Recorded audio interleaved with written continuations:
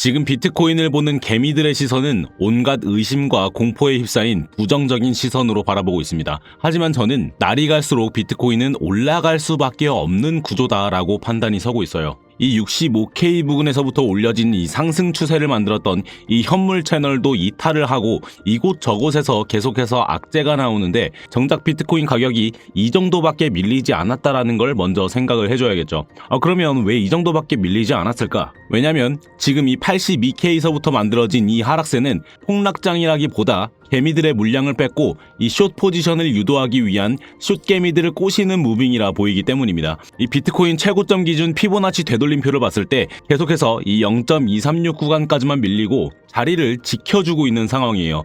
진짜 공포장이라면 이번에 이렇게 73K에 닿아줬을 때 기관이나 개미들의 패닉셀이 겹쳐져서 더 폭락을 해주는 게 맞았었죠. 그치만 이런 블랙록 ETF 순유출 같은 악재 속에서도 가격이 하방으로 크게 밀리지 않고 버티고 있는 중이라는 겁니다. 그 와중에 악재로 발현이 됐었던 스트래티지의 비트코인 매입 중지 이슈는 이 전환 사채로 인한 이득까지 보게 되면서 다시 비트코인을 쓸어 담을 준비를 한다라는 오히려 호재로 돌아선 상황이죠. 지금 비트코인의 이런 상황에서 개미들의 심리 상태와 앞으로 있을 비트코인 방향성에 대해서 제 생각을 한번 풀어드려 보도록 하겠습니다.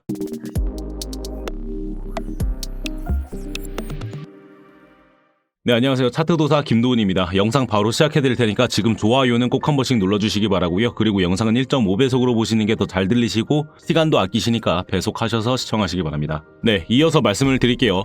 지금 비트코인은 많은 외면과 악재 속에서도 이렇게 큰 하락 없이 가격을 지켜주고 있다라고 말씀을 드렸는데 그러면 올리면 되지 왜 찔끔찔끔거리기만 하냐?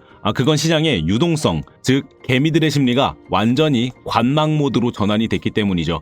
지금 시작은 이렇게 가격을 내려도 이 개미들이 의심을 하면서 패닉셀에 대다수 동참을 하지 않고 또 가격을 올리더라도 얼마 못 가서 꺾이지 않을까 하는 의구심에 쉬이 매수 버튼을 누르지 못하는 장의 연속입니다. 이 비트코인이 이런 어려운 모습을 보이고 있는 와중에 나스닥은 폭등을 하면서 이 주식 시장으로 이탈을 모두 해버린 상황이라 현재는 위아래 어느 방향으로 움직여도 개미들이 쉽게 발을 들이고 있지 않아서 이 사이클을 모두 깨부수는 다소 큰 움직임은 나오고 있지 못하고 있는 거죠. 하지만 이럴 때 이 대중이 의심을 하고 참여를 하지 않을 때 비트코인은 항상 방향성을 분출하곤 했었습니다. 그래서 이 시장 참여에 둔감해진 개미들은 그렇게 방향이 크게 튀는 장이 출현이 됐을 때 큰 이득을 취할 수가 없게 되는 거죠. 이 예전에 있었던 상황을 예로 들면 2023년 이때 미국에서는 지방은행이 연쇄 파산한다거나 연준의 고금리 정책이 유지되는 등 시장에서는 악재의 연속으로 인해서 위험자산을 할 명목이 서지 않은 상황이 계속해서 연출이 됐었습니다. 마치 지금처럼요.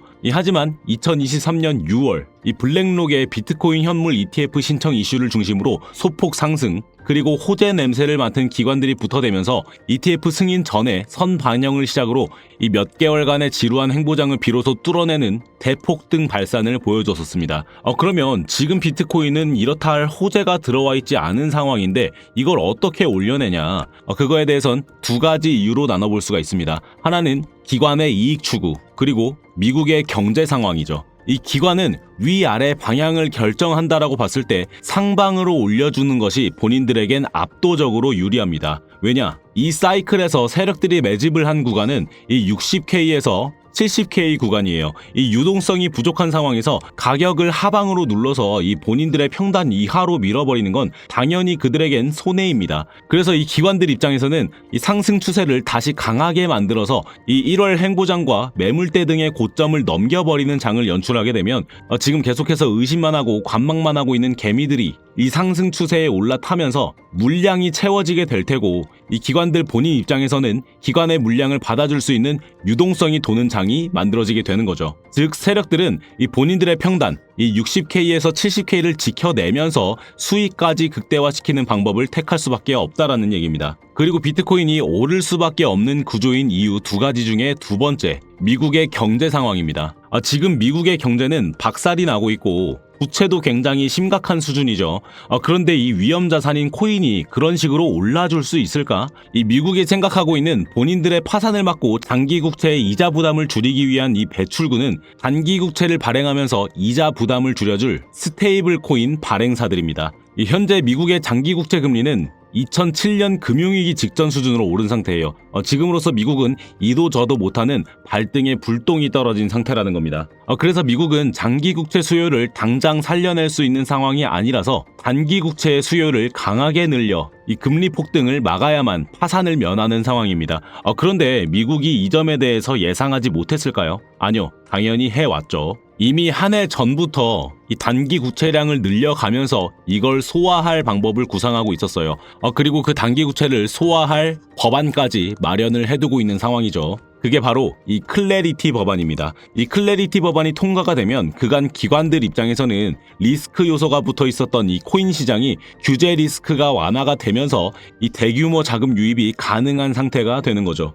그 과정에서 기관들은 대규모 스테이블 코인을 매입을 하게 되고, 스테이블 코인 발행사들은 그 기관의 스테이블 코인 매입과 1대1 비율로 단기 국채를 매입하게 되는 구조가 마련이 되게 되는 겁니다. 이 스테이블 코인 발행사들이 대다수 기관의 1대1 비율 달러를 은행에 보관하게 될까요? 아니요. 이 발행사들 입장에서는 대거 자금을 은행에 예치한다라는 건 자산 동결 또는 원금 손실의 위험이 뒤따릅니다.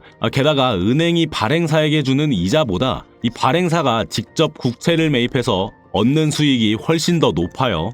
그래서 여러분들이 잘 아시는 테더는 이미 미국채를 수요하는 전 세계 나라 중에 한 20위권 내에 해당할 정도의 큰 손이 이미 되어 있습니다. 그렇기 때문에 이 스테이블 코인 발행사들이 미국의 단기 국채를 수요해 두려면 이 클래리티 법안을 한시라도 빨리 통과를 시켜야만 하는 거죠.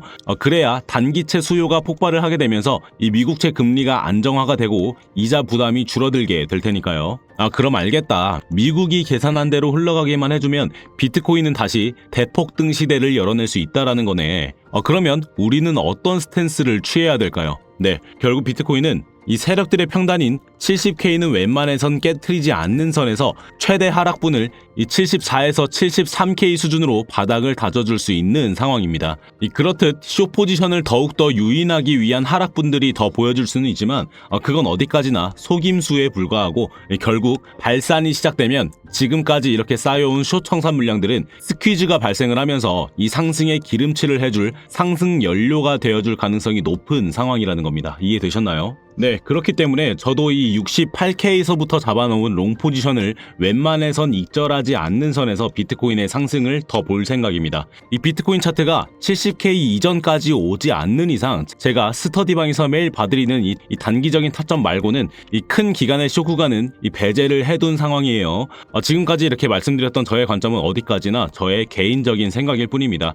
다만 이 영상의 반발심을 가지고 이 코인 만약에 상승하면 그때 올라타야지라고 생각하고 계신다면 이 큰 발산에서의 큰 수익은 저를 비롯한 저와 스터디방에서 함께하고 계신 이 구독자분들의 것이 되겠죠. 이 스터디방에서는 이 다음에 있을 가장 좋은 저점 자리를 계속해서 잡아내면서 이렇게 단기적인 수익도 매번 봐드리고 있으니까 나한테도 길잡이가 필요하다라고 생각이 드시는 분들은 다 무료로 받아보실 수 있으시니까 입장 신청해보시면 되겠습니다. 입장하시는 방법은 지금 영상을 아래로 내려보셨을 때 나오는 링크를 통하셔서 들어오실 수가 있고, 이 링크를 클릭하시면 이런 화면이 먼저 보이시게 될 텐데 이거는 컴퓨터로 보실 때 화면이고, 핸드폰으로 보실 때는 링크를 클릭하시면 바로 문자를 보내는 화면으로 넘어가실 거예요.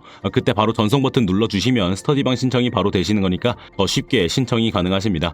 그리고 컴퓨터로 보실 땐 지금처럼 스터디방 신청에 체크를 해주신 다음에 답변과 함께 제출해주시면 신청이 되시는 거겠죠. 네, 이제 내용 정리해드리고 영상도 마무리해드리도록 하겠습니다. 단순히 말해서 지금 비트코인 시장은 이 세력들이 평단을 지켜내면서 올려내기 좋은 자리에 와 있다라는 얘기였습니다. 이 대중이 의심하고 시장을 떠나갈 때가 언제나 비트코인은 이 방향성을 분출하기 직전에 폭풍전야 자리였습니다. 이 과거 2023년에 온갖 악재 속에서 숨죽이다가 이 대폭등을 만들어냈듯 지금의 이 지루함 끝에 클래리티 법안과 미국채 수요 폭발이라는 거대한 거시적 랠리가 입을 벌리고 기다리고 있다라는 거죠. 이 세력들의 평단인 70K에서 60K가 깨지지 않는 한 저의 이 상방이라는 정답지는 변하지 않을 것으로 보입니다.